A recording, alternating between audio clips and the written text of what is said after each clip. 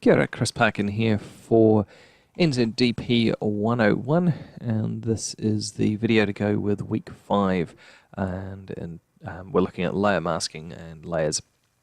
So, first part of this video will go along the track of the PDF, so you can follow along with it if you wish, or if you get stuck, then hopefully we might run into some of the more common problems. So we'll start off with the two photos in different windows, and you can literally, in this case, grab the background, hover over the window that we're trying to drop it into, and let go, and that will pop Kate into this particular version and create a new layer at the same time. It's a little bit easier than the select move tool function, but it's basically doing exactly the same thing. Now the next problem that we have to do is we need to transform her, and that one we will definitely need the move tool for, and Control T for transform, and right click is the easiest way of getting this one up, and we can flip it horizontally, and now she's facing into the image, which is great. Okay, so this is where things get tricky because I've got one hand on my microphone and one hand on the computer. So we need to hold down Shift and the mouse. So I'm going to try and do this, which is going to be slightly difficult. I'm going to have to wait. I might have to wait or redo this once I get my new microphone that's not broken and I don't have to hold it in my hand. Okay, so we've got that up and running, and down to about the right size, and we can click OK. Now there is something that we can do before we get there, because by shrinking it we're actually resizing and changing the overall size of that. So in some ways it's actually better to turn this into a smart mask. A smart layer. The downside of doing that is that it will end up being a slightly bigger file, but let's convert it for smart filters anyway. And the advantage of this is you can resize it and change the sizing as many times as you like without degrading the image. Whereas if you do it the other way and you change the size really small and then change the size really big again, it will make an utter mess of the image. So I need to hold my Shift key again and then go hunting for it because I've just moved it too far down. So zoom key is if you hold down Control and the minus will allow you to zoom out. And again, you need to make sure you're holding down Shift, because if you don't hold down Shift, what can happen is you can end up squashing her that way, and we just don't want that to happen because it ends up making the person look weird, which is never a good look. You can either make them too skinny or too fat, or if you've got circles in the object, then things just start getting distorted. Okay. So we've confirmed that and hit the enter button, and then the next thing that we want to do is erase the brick wall. And there are lots of ways of doing this. We're going to go with the polygon lasso tool first, which is this one. And we want to set the feathering to about 30, which is going to give us a little bit of a soft edge to it. And we then need to zoom in so we've got a much better view of what's going on. And you simply click around her, and you'll notice that it gives you little bits of straight lines. So if you're doing this, the smaller the lines you can use, the better. But ultimately there are much better ways of doing this. So we've got that selection. That feathering's rounded off the edge a little bit, and we can hit delete. And hang on a second. And if you followed my instructions and turned it into a smart object, you'll be going, what? It's not working. And yes, smart objects aren't directly editable. So if you're wanting to do this method, we'd need to undo the smart object, which is fine. You can just rasterize that, which is back into the, where are we? Lost it. Hang on a second. So it's a case of right-click on the layer and rasterize layer, and that will then allow me to hit delete as long as I haven't hit something else at the same time. What's going on there? There we go. But the downside of this is that if you haven't got the mask quite right, there's no way of undoing it. You can always remove more, but you're stuck.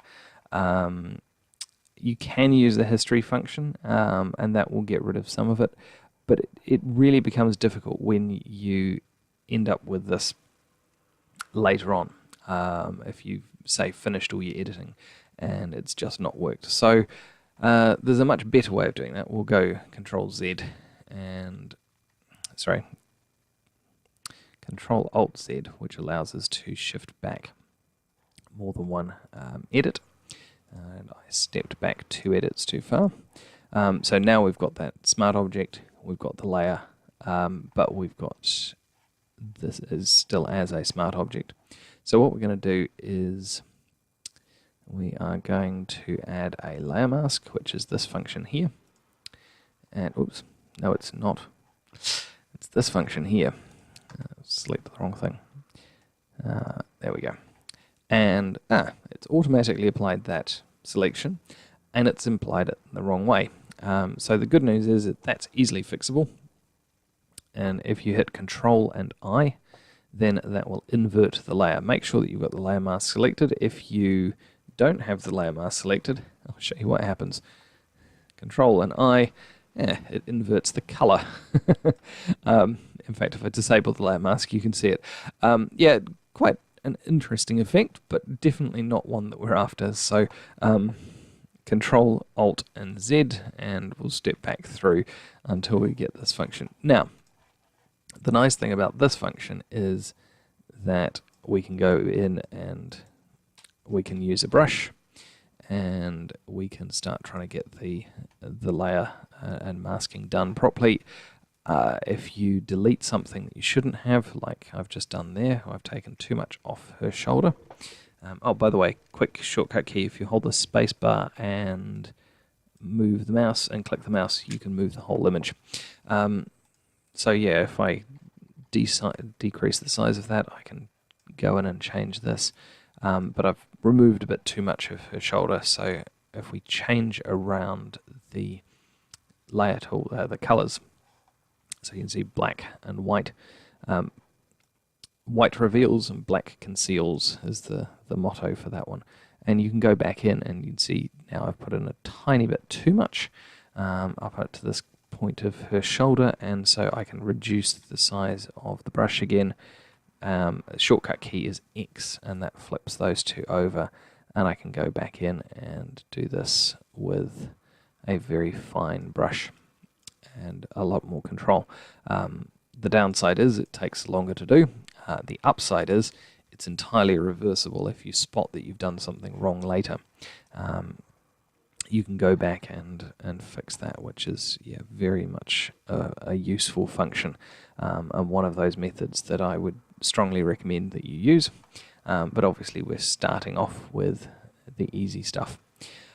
So that then needs to keep going, and we need to finish off Kate off. Now you can see, if those of you who are really observant, there's something else that's going on here that's not really working, and that's Kate's shoulder. She was cropped off in part of the original image, and yet we've positioned her too high up in that shot, so we actually need to move her around and elongate things a little bit. And in fact, we can shift the background. Now the background might not move in the first place, so you might need to unlock this and shift the background across this way, and then move her around there, and then we've got a bit of an issue that we've got a bit too much sky showing. So a couple of ways of getting around that.